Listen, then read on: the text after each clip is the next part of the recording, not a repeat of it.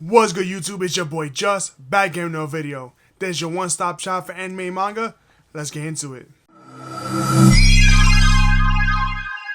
I want to start by saying thank you everyone for subscribing. If you're new here, you like my content, you like what I'm doing, consider subscribing, leaving a like, hit the bell to post a video, follow me on Twitter, links can be in the description. I told you I was finally going to do it. I finally finished everything, so now here is the video that I've promised y'all since the beginning. I'm going to be doing my review on Soul Eater. And I gotta say, I absolutely enjoyed the series. I can't wait to just share my thoughts with y'all. I am a little bit bad at reviews. I'm gonna try my best, but I hope you guys enjoy this video. Let's get started because I can't wait to share this with y'all. So obviously, I know I picked up all of Soul Eater, so I was waiting to read all of Soul Eater once I got the perfect editions. I finally got everything and read everything. I really did enjoy it. So the perfect editions is complete. It has 17 volumes. I'm not going to get Soul Eater not. That is a spin-off, a sequel series to Soul Eater. I don't think I'm going to get that one, but they do come in their perfect edition style as well. I think the spines are pink for that one. They do really nice when they're all together, but I'm going to stick away from that one for now. But let's get started with my Soul Eater review. So essentially in Soul Eater, you have kids who attend the Death Weapon Meister Academy, and their job is to create the Death Scythe, which is the weapon that is wielded by, right here, Lord Death himself. He is a Shinigami. He is the god of the entire world. And they create these death scythes so he can use the weapons. And in order to create the death scythe, a weapon has to eat 99 human souls and one witch soul. And once they do that, they complete their objective. They are transformed into a death scythe, and now Death himself can wield the weapon. Now I want to talk a little bit of what I didn't like in the beginning. So first, as far as the story itself, in the beginning, I really didn't know what was going on in the series because there really was no plot. You understand that everyone in the school, they're trying to create the death scythe and they're trying to create death weapons, but there's really no plot to it. Things just start happening little by little, and there's no real plot or like driving force that is driving the series. So in the first few volumes, I wasn't really feeling it too much because I enjoyed it. It was good for what was going on, but it was like I was just reading stuff going on. I wasn't reading towards a goal, I guess you could say. So that's only in the beginning, probably the first maybe 3 or 4 volumes of the perfect editions. Once you get past that point, you get to where the villain is essentially created, and that's what the story is from there on. So once you get past that little, I guess, slowish point, you could say, the villain gets created, he gets introduced, and that's where the entire series takes off from there. Now the series has their own specific plot point. They need to go and get rid of the villain. They need to defeat him so that basically they can essentially save their world. So that's like the overarching plot of the series. I don't want to spoil it too much because it really is a mystery because the villain, who the villain is, it really is a mystery who actually is the final villain, and also how he basically is born. It's also a mystery, so I don't want to really spoil that for y'all. But basically what you need to know is once he is created, once he's born, then that's when all the kids and even the teachers in the school, they start doing these little missions so that they can actually go and defeat the final villain.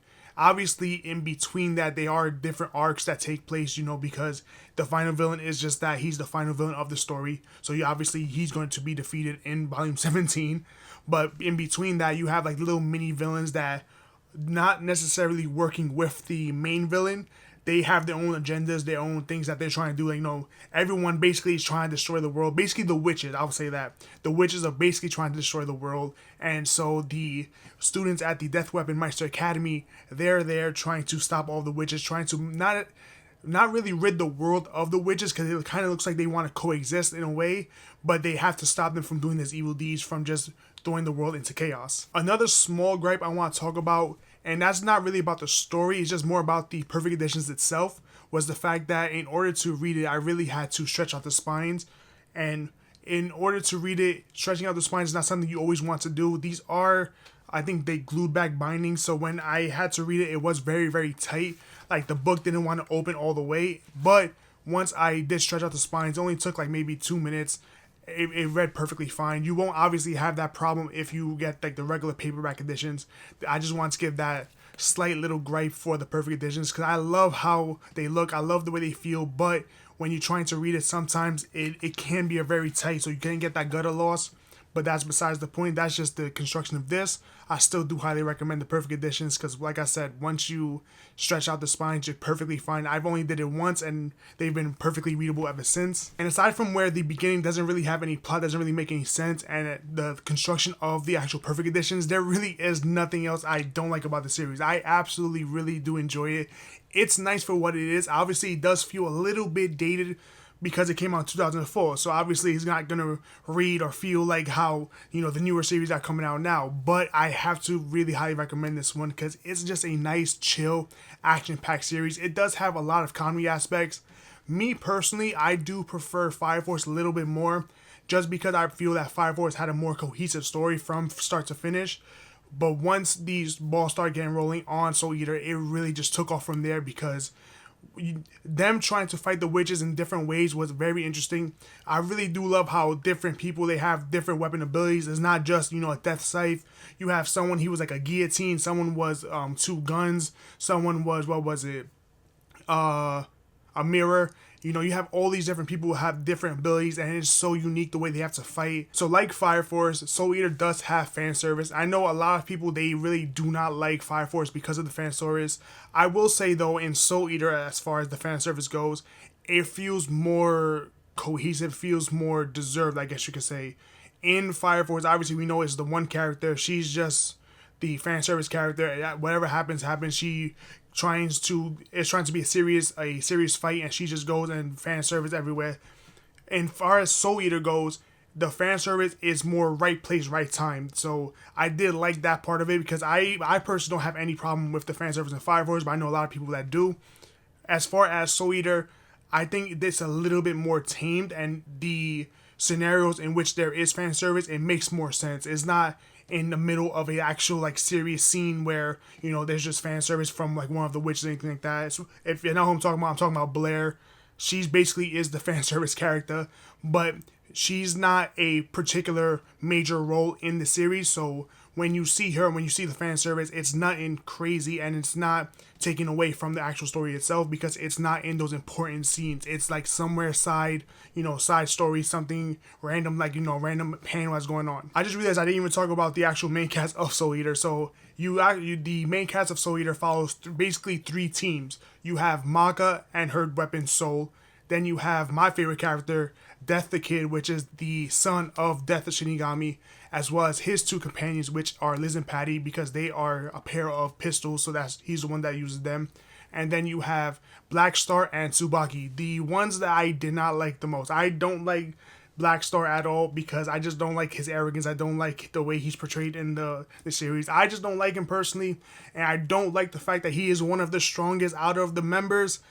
But that's just my take on it. I just don't like the way he's written, but he's still a good character, just not for me. And the series really follows all 3 of them together. It is more of a combination of main characters. You do get the sense that Maka and Soul, they're like the real true main characters, that the story mainly revolves around them. But obviously Black Star and Death the Kid, they all have very integral roles in the series itself. So it's like a collective main character cast, I guess you could say. And that's what the story follows. So it's basically those group of kids, they're the ones that are actually battling it out. And every single arc, they're the ones that are defeating the different witches and different enemies that they come across. This series does have the one trope that I don't like too much, which is where you have like, the teachers or like the higher, adults who are actually obviously powered in this world as well. And they're supposed to be the elite adults, but yet somehow these group of kids, they're the ones that are actually defeating these enemies. They're the ones that are actually basically stronger than these adults.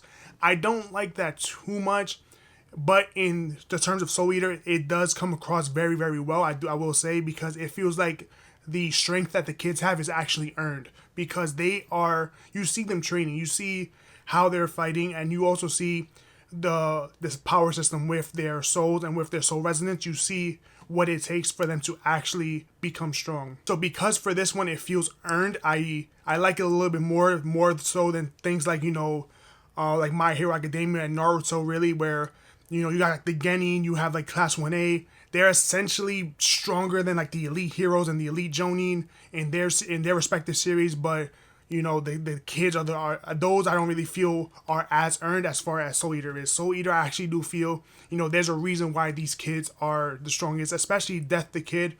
he's not even human. He's literally a god. So that's why he's stronger than anyone that's there. But Maka and Black Star, you see, especially as the series goes through, there's great character development. I have to say that about this series.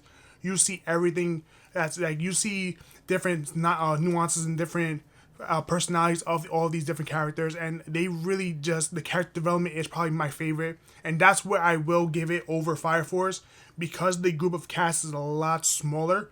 You actually get very good character development from the first volume to the ending, and it's just a amazing story to see their life basically go through the entire series. And that's probably why I enjoyed the series as much as I did, because yeah, it does feel dated. Yeah, in the beginning the plot is not really there, but honestly the character development is so paid off towards the end, as well as once they do really get the plot, the action and the fights are beautifully well designed and well choreographed. I mean, that's why I really did enjoy the series, because it wasn't nothing. I knew what it was going into. I wasn't going to get something crazy, series I've never seen before or anything like that.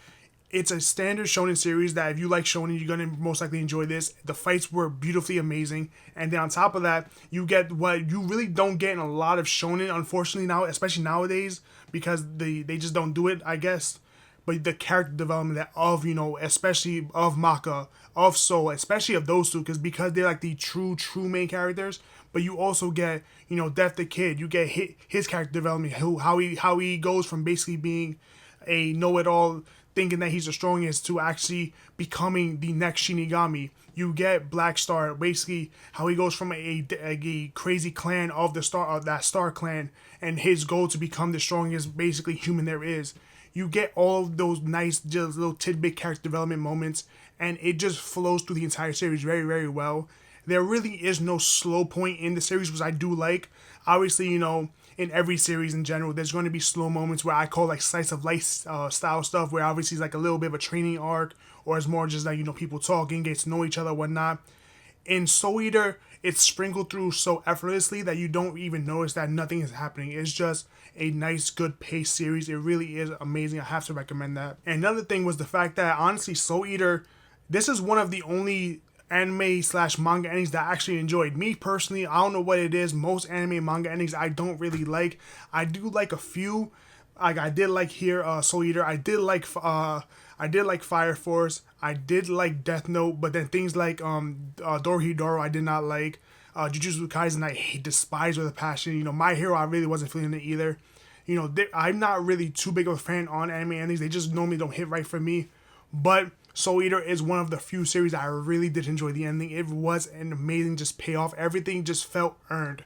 That's why I think the entire takeaway for Soul Eater was that nothing just really felt cheap. Nothing felt, too like plot armory or anything like that. Everything really did feel like these characters, they worked hard for their strength, they worked hard for their powers, and they paid it off by being basically the strongest characters in the world. That was really it for my review on Soul Eater. I can't really talk about like the plot itself without really spoiling it, because the whole story is about the mystery of the villain, so I don't want to, say who the villain is or even what the villain is or anything like that. So this is basically my review on it. I highly do recommend this series. Definitely check this one out. And because this is a series that I honestly, I want to hear more people talk about it. A lot of people really don't talk about Soul Eater. I haven't heard no one really talk about it in a while. And it's just a shame, because this is one of those series that I really do think is just a nice, strong shonen series. I really do enjoy that. So I hope you guys enjoyed this video, and thank you guys so much for watching. I tried my best. I'm sorry if the review wasn't what y'all thought. I did my best here. But if you guys really enjoyed it, thank you guys so much for watching. If you're new here, you like my content, you like what I'm doing, consider subscribing, leaving a like, and the most post on a video. Follow me on Twitter. Links will be in the description. This is your boy Just.